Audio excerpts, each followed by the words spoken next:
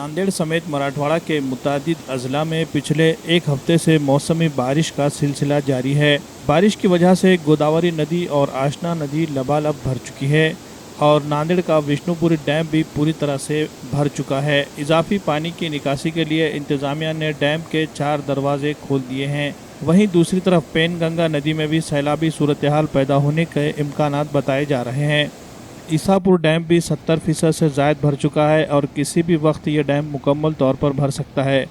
इजाफी पानी की निकासी के लिए इस डैम के दरवाजे भी खोले जा सकते हैं।